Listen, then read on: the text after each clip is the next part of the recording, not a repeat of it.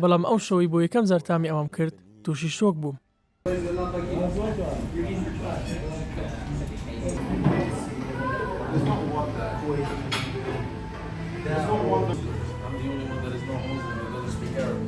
I was introduced to Kurdish food through a friend of mine. هاوڕێکم پێشنیاری ئەو شوێنەی بۆ کردم.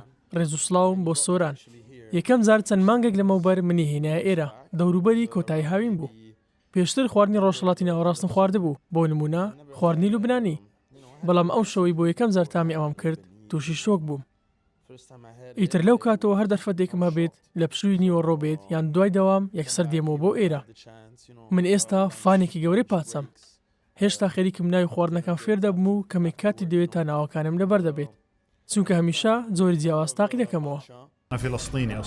من خۆم ئەسڵم فەڵەستینیە و ئێمەش حەزمان لە خواردنی بەتامە. بەڕاستی ئەم چێشخانەیە خواردنەکانی یەکجار خۆشن. ئەوەی گرینگە ئەوەیە کە من خۆم لە فەڵەستین شێف بوو. بۆیە باش لە تامی خۆش تێدەگەم. بەڕاستی ئەمە نایابە. هەندێک جار هەموو ڕۆژێک دێم بۆ ئێرە یان هەفتەی دووسێ جار. ئیتر بەپێی کەش و هەوایەکەیە. دەزانیت کاتێک سەرما و باران بێت مرۆڤ ناتوانێت لە ماڵەوە بێتە دەرەوە. ئەگەر نا زۆربەی ڕۆژەکان لێرەم. هەرچەندە ئیتالیا و کوردستان زۆر لێکەوە دوورن و کلتورەکانیشان زۆر جیاوازن، بەڵام ئەم خواردنە بە شێوازی تایبەتی خۆی یادەوەری نیشتیمانم لە زیندوو دەکاتەوە. منی بردەوە بۆ لای نۆنا وەکە ئێمە دەڵێین داپیرەم و ئەو ناوچەیە کە خێزانەکەمی لێ هاتووە. هەستێکی پڕ لە سۆزی پێبەخشیم. بەڕاستی نایەبە.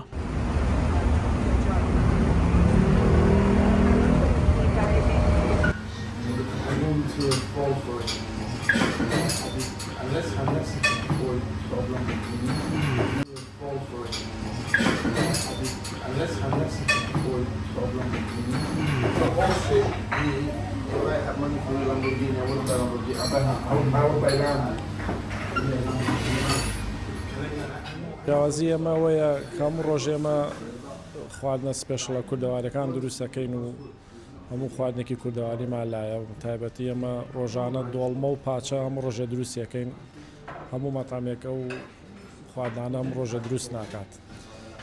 زۆرترین داخوازی دۆڵمە و پاچەیە و زۆرترینش ئەوانەی کە داوایەکەم قەومی کە ئەوروپیە و خەلیجیە و ئیسی ئەوروپیەکانە و ئینگلیزە و بە تایبەتی بەلایەنەوە خۆش و شتێکی سێرە و هەنێکیانەیە یەکەم جاریان و شتیوان لە لای خواردنیەوەنا بۆ تایبەتی ئینگلیز بەس فیشەن چیپسیان هەیە شتانیان بەلاوە سەیر و سەمەرە.